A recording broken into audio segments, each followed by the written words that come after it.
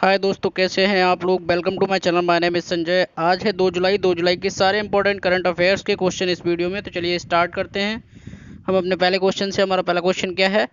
आकाशवाणी के नए महानिदेशक के रूप में किसे नियुक्त किया गया है? आपके ऑप्शंस हैं कुलदीप सिंह, एन वेणुधर रेड्डी, रावत सिंह, मोहन कुमार आप्टे। इसका जो राइट आंसर रहेगा वो क्या है? एन वेणुधर रेड्डी। एन वेणुधर रेड्डी जी को बनाया गया आकाशवाणी के महानिदेशक। किसको बनाया गया? N Venudhar Reddy. Option number B इसका करेक्ट आंसर है।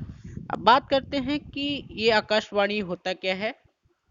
एक्चुअली क्या है, प्रसार भारती का नाम सुना होगा आपने। प्रसार भारती के अंडर में ही आकाशवाणी या दूरदर्शन बोल सकते हैं जो आता है, और इसके साथ ही ऑल इंडिया रेडियो भी इसी प्रसार भारती में। दो बॉडी हैं, एक ऑल इंडिया रेडियो की और दूसरी दूरदर्शन या आकाशवाणी की, जो कि भारत सरकार की जो पब्लिक सर्विसेज हैं भारत सरकार की, उनको ब्रॉडकास्टिंग करता है। कौन? प्रसार भारती। उसी में दूरदर्शन भी आता है, उसी में है। ये आकाशवाणी को ही दूरदर्शन बोलते हैं। तो इनके अभी महानिदेशक बनाए गए हैं, वो कौन बने हैं? एन वेणुधर रेड्डी। आपको इतना याद रखना है, एन वेणुधर रेड्डी को आकाशवाणी का नया महानिदेशक बनाया गया है। चलिए नेक्स्ट क्वेश्चन की बात करते हैं। हमारा अगला क्वेश्चन क्या है? Question number 2। नीति आयोग के सीईओ का कार्यकाल को कितने साल के लिए और बढ़ा दिया गया है? आपके ऑप्शंस हैं 1 साल, 2 साल, 3 साल, 4 साल। इसका जो राइट आंसर रहेगा वो क्या है? इसका राइट आंसर रहेगा ऑप्शन नंबर ए। 1 साल के लिए नीति आयोग के सीईओ का कार्यकाल बढ़ा दिया गया है। अब बात करते हैं नीति आयोग के सीईओ हैं कौन। तो सीईओ जो हैं नीति आयोग के, वो कौन है? अमिताभ कांत जी। कौन है? अमिताभ कांत सीईओ हैं नीति आयोग। बात करते हैं नीति आयोग की। तो नीति होता क्या है? एक्चुअली नीति जो है वो, नीति का फुल फॉर्म है national institute for transforming India. इसको बोलते हैं नीति आयोग। इसी के जो सीईओ हैं अमिताभ कांत, उनका अभी कार्यकाल बढ़ा दिया गया है 1 साल का। अब बात करते हैं कि इसके जो अध्यक्ष हैं नीति आयोग के, वो कौन हैं? वो हैं अभी फिलहाल पीएम श्री नरेंद्र मोदी जी हैं, वो इसके अध्यक्ष हैं। और उपाध्यक्ष राजीव कुमार हैं, आप लोग इतना याद रखिए। और सीईओ कौन है? अमिताभ कांत, जिनका अभी 1 साल का कार्यकाल बढ़ा दिया गया है। तो चलिए इस क्वेश्चन से इतना याद रखिए। नेक्स्ट क्वेश्चन की बात करते हैं। हमारा अगला क्वेश्चन क्या है? हमारा अगला क्वेश्चन है डब्ल्यूएचओ द्वारा किस देश को मलेरिया मुक्त घोषित किया गया है? ये देखिए, डब्ल्यूएचओ ने अभी एक घोषणा की है कि एक देश है, इसमें ऑप्शंस हैं आपके भारत, चीन, जर्मनी, जापान। इसमें से उसको मलेरिया मुक्त घोषित कर दिया है। किसने किया है? डब्ल्यूएचओ ने। तो इसका जो राइट आंसर रहेगा वो क्या है? चाइना। चीन को डब्ल्यूएचओ ने मलेरिया मुक्त घोषित कर दिया है। तो अब बात करते हैं चाइना की। तो चाइना की कैपिटल क्या है? चाइना की कैपिटल बीजिंग है। यहाँ की करेंसी रेनमिनबी है। और प्रेसिडेंट कौन है? सी जिनपिंग प्रेसिडेंट हैं। चाइना से इतना याद रखिए, चाइना की सबसे बड़ी जो सिटी है वो कौन सी है? संघाई है।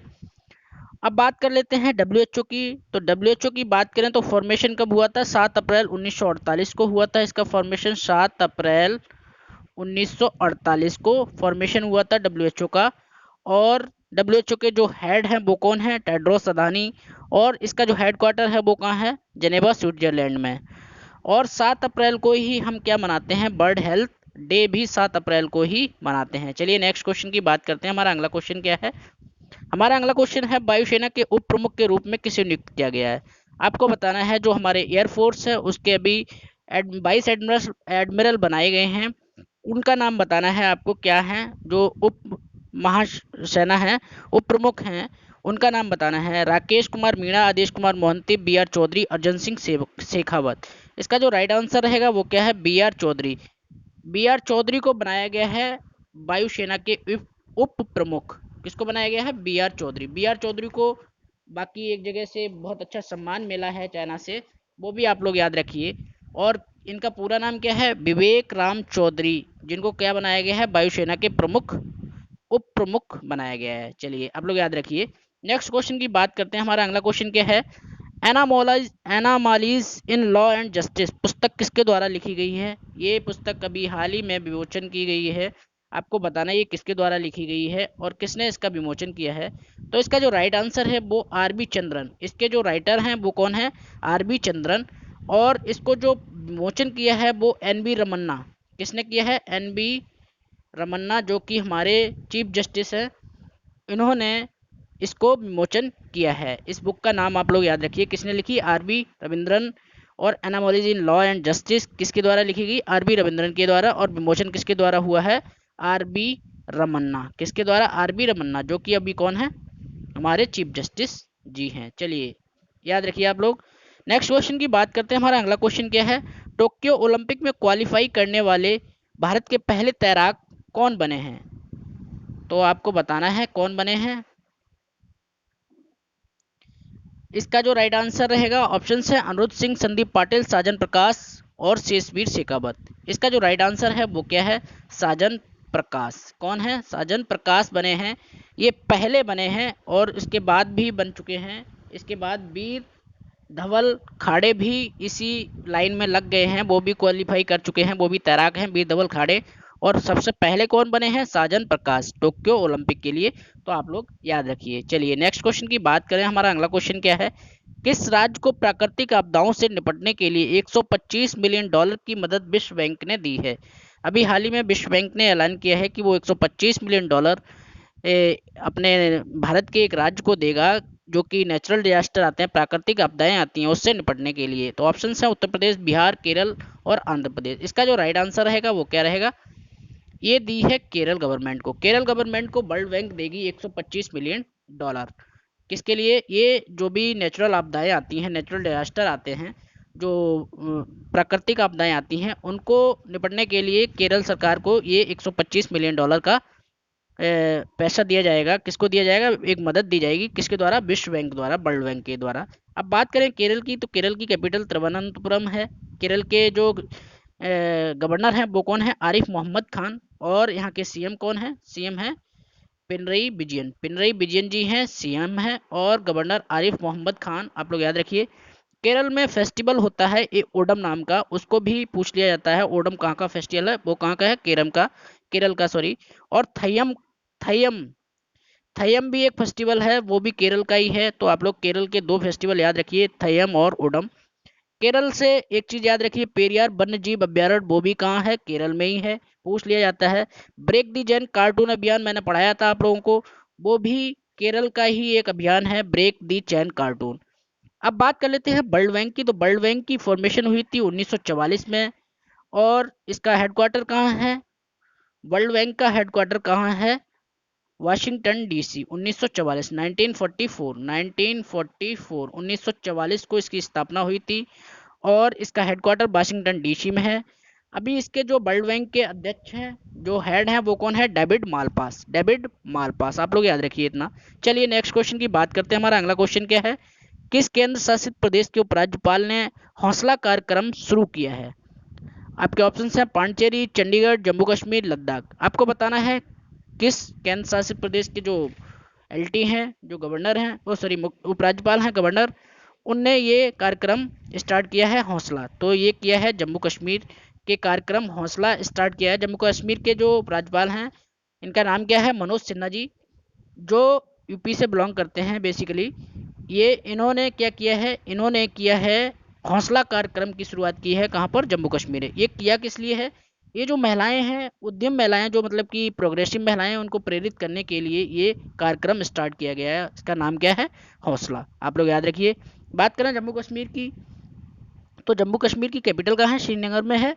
और गवर्नर बताइए आपको, मनोज सिन्हा जी हैं। और जम्मू कश्मीर से याद रखिए बुलर झील और डल झील भी जम्मू कश्मीर में ही है। दच्चीग्राम नेशनल पार्क पूछ दिया जाता है, वो भी जम्मू कश्मीर में ही है। चलिए नेक्स्ट क्वेश्चन की बात करते हैं। हमारा अगला क्वेश्चन क्या है? T20 विश्व कप का आयोजन भारत की बजाय किस देश में किया जाएगा? ऑप्शन हैं ऑस्ट्रेलिया, न्यूजीलैंड, इंग्लैंड और यूएई। देखिए अभी कोविड की वजह से ये T20 भारत में होने वाला था, जिसको अभी किसी और देश में शिफ्ट कर दिया गया है। उसका आपको ऑप्शन बताना है। राइट आंसर इसका क्या रहेगा? इसका जो राइट आंसर है वो क्या है? यूएई। यूएई यूनाइटेड अमीरेट जो कंट्री है, उसमें इसको यूनाइटेड अरब इमिरेट में इसको शिफ्ट कर दिया गया है। किसको? जो T20 वर्ल्ड कप होने वाला था, किससे? भारत में होने वाला था, वो कहाँ कर दिया? यूएई में। यूएई की बात करें तो यूएई की कैपिटल अबू धाबी है। और यहाँ के जो किंग हैं वो कौन है? खलीफा बिन जायद अल नायन। खलीफा बिन जायद अल नायन। बिन जायद अल नाइन, याद रखिए खलीफा बिन जायद अल नाइन है। और यहाँ की जो करेंसी है यूएई दिरहम है, आप लोग याद रखिए, और कैपिटल अबू धाबी है। बात करें भारत के जो यूएई में राजदूत हैं उनका नाम क्या है, उनका नाम है पवन कुमार। क्या नाम है, पवन कपूर, सॉरी कपूर नाम है, क्या नाम है, पवन कपूर हैं, जो यूएई में भारत के राजदूत हैं, पवन कपूर। अब बात कर लेते हैं थोड़ा यूएई के बारे में। यूएई ने अभी हाल ही में अल अमल मिशन, मंगल ग्रह पर एक मिशन है उनका, क्या नाम है, अल अमल मिशन, जो कहाँ पे उन्होंने स्टार्ट किया है, मंगल ग्रह पर। ये भी याद रखिए, यूएई के बारे में जानकारी पूछ सकते हैं। अल अल सॉरी अल अमल मिशन कहाँ पे है, ये मंगल ग्रह पे स्टार्ट किया है, किसने किया है, यूएई ने। चलिए नेक्स्ट क्वेश्चन की बात करें। नेक्स्ट क्वेश्चन हमारा, राष्ट्रीय चिकित्सक दिवस कब मनाया जाता है।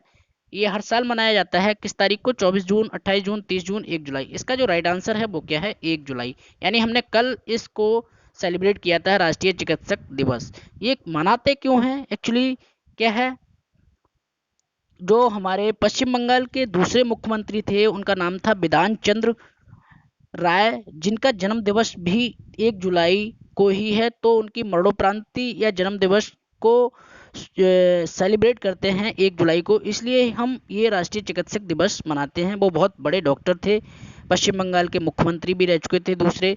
और इससे क्या होता है, इससे लोगों को बेहतर स्वास्थ्य के लिए भी प्रेरित किया जाता है, जागरूक करा जाता है, इसलिए हम इस दिवस को मनाते हैं। और अभी आप सभी लोगों को पता है, कोविड की वजह से जो डॉक्टरों ने ये भूमिकाएं निभाई हैं अपने सभी लोगों के जीवन में, वो एक बहुत ही अतुलनीय भूमिका है। उसको हम कभी भी नहीं भूलना चाहेंगे और भूल भी नहीं सकते, क्योंकि डॉक्टर जो फ्रंट लाइन काम किया है इन लोगों ने, वो बहुत ही एक बड़ी बात है, काबिलियत बात है कि इन्होंने ऐसा काम किया है। कोविड के दौरान बहुत लोगों की अच्छे से जान भी बचाई है, बहुत लोगों के साथ अपने पूरा बॉडी पे जोखम लेके अपने शरीर का ना ख्याल रखते हुए ये लोगों की देश सेवा में लगे रहे।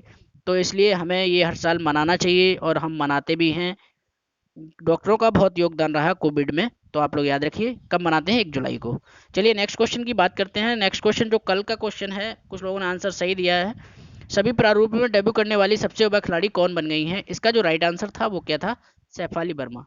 कौन थी, शेफाली वर्मा। इनकी जो एज है वो बहुत कम है, अप्रॉक्स 17 साल की हुई है ये, और इन्होंने वनडे, T20 और टेस्ट में हर जगह अपना डेब्यू कर लिया है। तो आप लोग ये याद रखिए, शेफाली वर्मा, ये इंडियन प्लेयर हैं, इंडियन महिला क्रिकेट टीम की प्लेयर हैं। आप बात कर लेते हैं आज के क्वेश्चन की। आज का क्वेश्चन है, आप लोगों को कमेंट बॉक्स में आंसर देना है, ग्लोबल स्टार्टअप इकोसिस्टम इंडेक्स में भारत किस स्थान पर है। आपके ऑप्शंस हैं 10वें, 20वें, 30वें और 40वें। इसका राइट आंसर आप लोगों को कमेंट बॉक्स में करना है। वीडियो अच्छा लगे तो अपने दोस्तों के साथ शेयर करें, और थैंक यू, टेक केयर।